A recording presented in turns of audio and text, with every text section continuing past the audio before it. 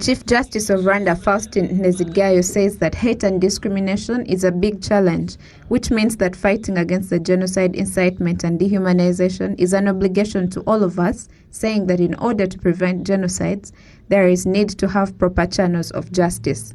Ntezilyayo made the remarks at the International Conference on Incitement and Dehumanization, which brought together scholars, activists and genocide survivors from and outside Rwanda to mark the 75th anniversary of the liberation of the Nazi death camp, signaling the final chapter of the Holocaust, as well as reflecting on the genocide against the Tutsi in Rwanda ahead of Kwibuka that will be observed in April this year.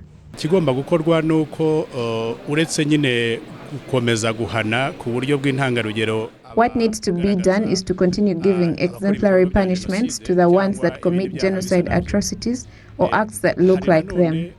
There also needs to be continued sensitization to the youth and making them aware that these actions are bad, hence the research that was conducted by the Rwandan Senate last year. The ambassador of Israel to Rwanda describes Rwanda after the genocide as such an inspiration and calls upon world leaders to protect against the dehumanization and denial of genocide atrocities.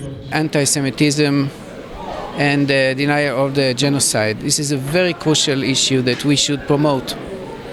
I think we should create a new platform of those who came here today, all stakeholders, civil society, politicians, parliamentarians, social media, try to create something new in order to let everyone speak, also survivors, for the call against incitement and against denial.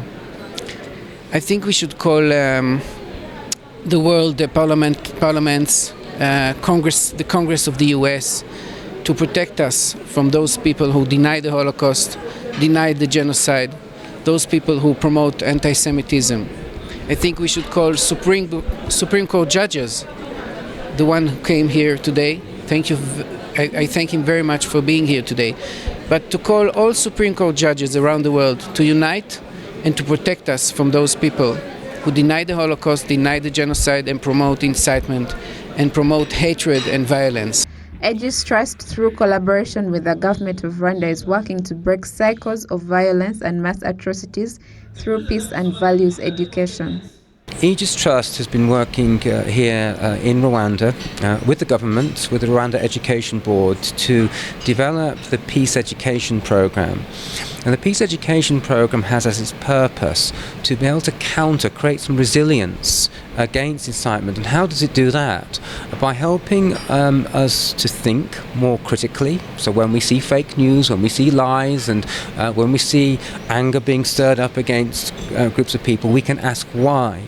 And ask why, what is the motive behind the media that might be trying to stir up that hatred.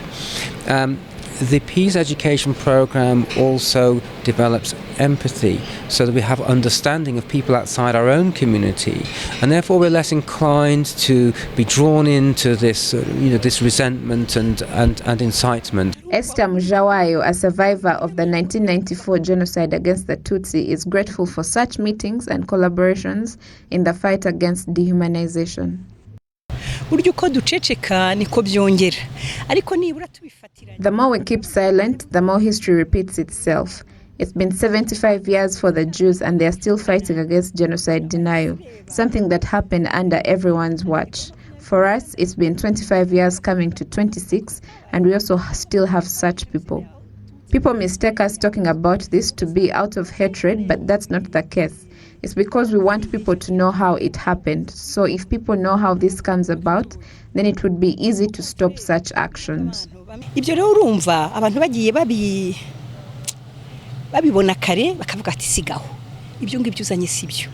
Today's conference examined forms of indoctrination to hatred, fanaticism, and violence that have historically led to mass atrocities, as well as relevant contemporary challenges and some approaches to trauma and future prevention. Gloria Mutesi, RTV Kigali.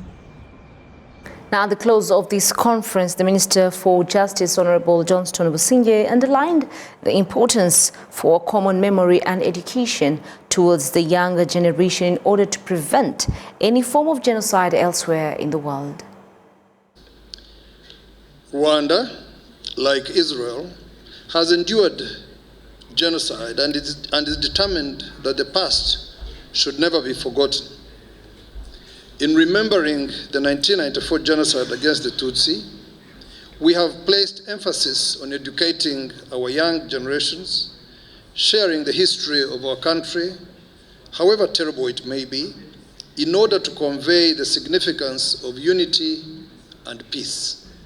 Today, we've come together to recognize and commemorate the lives of the victims of the Holocaust, the genocide against the Tutsi, and all other mass atrocity that has taken place in our world.